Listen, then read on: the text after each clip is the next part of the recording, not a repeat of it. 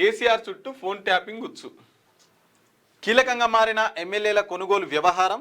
Nandakumar call రికార్డును నాడు press మీట్లో వెల్లడించిన కేసీఆర్.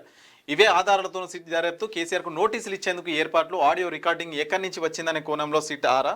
నాడు బీజేపీ నేతలను ఇరికించబోయి ఇప్పుడు ఇరుక్కున్న BRS chief. Nandakumar statement record. ముగిసిన ప్రభాకర్ రావు కస్టోడియల్ విచారణ. SIT chief Sajjanar, intelligence chief Vijay Kumar కీలక భేటీ. కేసు పురోగతిపై త్వరలోనే ప్రభుత్వానికి నివేదిక. ఈ నెల 29న సుప్రీంకోర్టులో స్టేటస్ మొత్తం కూడా రిపోర్టు దాఖలు చేయనున్నారు. కేసీఆర్ను పిలవడమే తరువాయి. క్లైమాక్స్కు చేరిన ఫోన్ ట్యాపింగ్ కేసు విచారణ. నందకుమార్ వాంగ్మూల ఆధారంగా కేసీఆర్పై బాణం. చివరి రోజు విచారణలో ప్రభాకర్ రావు ఉక్కిరిబిక్కిరి. కుమారుడి విచారణతో ఆయనపై ఒత్తిడి పెంచే వ్యూహం. 5 నిందితులలో ముఖాముఖి విచారణ. స్వయంగా ప్రశ్నించిన సిట్ చీఫ్ సజ్జనార్. సిట్ బృందంతో ఇంటెలిజెన్స్ చీఫ్ విజయ్ కుమార్ అయితే భేటీ అయ్యారంట. సో నెక్స్ట్ విచారణ కేసీఆర్ది ఉండబోతుంది అని చెప్పేసి, తర్వాత విచారణ ఆయనదే అని చెప్పేసి కూడా మనకైతే కనిపిస్తూ ఉంది. స్వయంగా సజ్జనార్ అయితే పలు ప్రశ్నలు అయితే లేవనెత్తుతున్నారు దీనికి సంబంధించి. ఆయన నేతృత్వంలో స్టార్ట్ అయిన పని నుంచి వాళ్ళు జైలుకోవడానికి సిద్ధంగానే ఉన్నారు. వీళ్ళే దానికి భయపడుతున్నారు. పంపించడానికి వీళ్ళు సిద్ధంగా లేరు.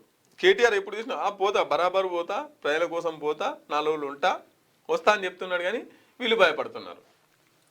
అవినీతి కేసులో ఆ 2 మంత్రులు జైలుకే. వారిద్దరూ వేల కోట్ల రూపాయలు అక్రమ సంపాదనకు పాల్పడుతున్నారు. నిఘా నివేదికలు తెప్పించుకుంటున్నాం. త్వరలో అవినీతి భాగోతం బయటికి. రాష్ట్రానికి కేసీఆర్ కుటుంబమే పెద్ద శని. కేసీఆర్పై సీఎం మాట్లాడిన భాష తప్పు. కాంగ్రెస్ ఎమ్మెల్యేలు తిరగబడే రోజు దగ్గరలోనే ఉంది బండి సంజయ్ కుమార్ చెప్తున్నారు.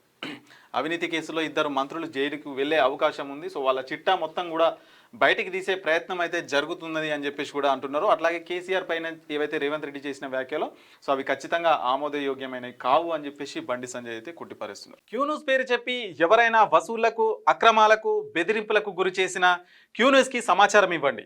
క్యూన్యూస్ ఎప్పుడూ ఇలాంటి చర్యలకు పాల్పడదు, ప్రోత్సహించదు.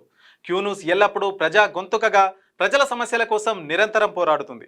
మీకు ఎలాంటి సమస్య ఉన్నా క్యూన్యూస్ని కాంటాక్ట్ అవ్వండి. సంప్రదించవలసిన ఫోన్ నెంబర్ 7569534968 8688926084.